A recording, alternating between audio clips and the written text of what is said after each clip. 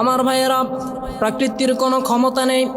আল্লাহ রাব্বুল আলামিন কোরআন শরীফের ভিতরে বলেন, মা আসাবা মিন মুসিবাতিন ইল্লা বিইজনিল্লাহ। আল্লাহ পাক বলেন, কোনো বিপদ আসে না শুধুমাত্র আমি আল্লাহ যখন অনুমতি দেই, আমার আল্লাহর অনুমতি যখন পেয়ে যায় তখনই বিপদ আসে।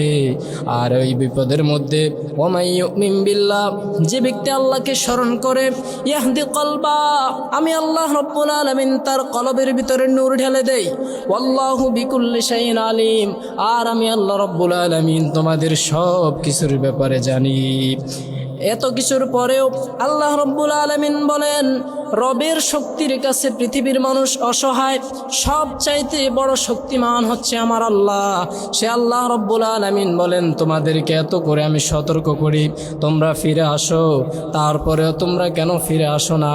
আসল কারণটা কোরআনে কারিমে আল্লাহ পাক বলেছেন, ওয়ামা আসাবাকুম মিন মুসিবাতিন ফাবিমা কাসাবাত আইদিন নাস।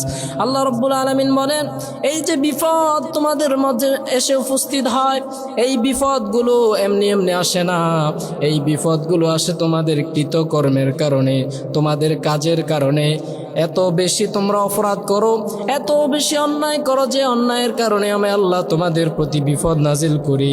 ওয়াফু আন কাসির, অধিকাংশ বিপদ তোমাদের গুনাহের কারণে দেই, আমি আল্লাহ তোমাদের অনেক গুনাহ ক্ষমা করে দেই।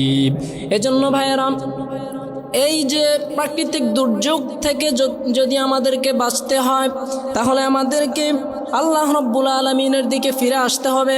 আল্লাহ পাক বলেন, যাহারাল ফাসাদু ফিল বাররি ওয়াল বাহরি বিমা কাসাবাত আইদিন নাস। জলে এবং স্থলে, পানিতে এবং পানির উপরে যত বিপদ আসে, সব বিপদগুলো আল্লাহ রাব্বুল আলামিন কি জন্য দেন? আইদিন নাস, তোমরা নিজের হাতেই কামাই করে আনো। তার মানে আমাদের অপরাধের কারণে আমাদের বিপদ আসে, আমাদের অন্যায়ের কারণে আল্লাহ পাক বিপদ দেন। কোরআন শরীফের অন্য জায়গার ভিতরে আল্লাহ পাক বলেন, এই বিপদ এমনি এমনি দিই না। বিপদ কেন দিই? আসল কারণটা শোনো। ওয়ামা নুরসিলু বিল আয়াতি ইল্লা তাখওয়িফা। আমি আল্লাহ এই বিপদ দিতাম না, এই বিপদ দিয়েছি শুধুমাত্র বান্দা তোমাদেরকে একটু ভয় দেখানোর জন্য। এজন্য ভাইয়েরা, আমরা যেন আল্লাহকে ভয় করি, বিপদ আপদ থেকে রক্ষা পাওয়ার জন্য আমরা যেন আল্লাহর কাছে দোয়া করি।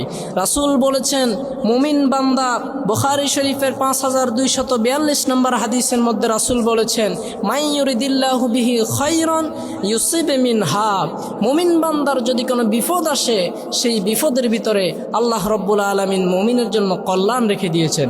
রাসূলুল্লাহ বলেছেন, প্রাকৃতিক দুর্যোগে যদি কেউ মারা যায়, তাহলে ওই লোকটা আল্লাহর দরবারে শহীদ হিসেবে গণ্য হয়ে যায়।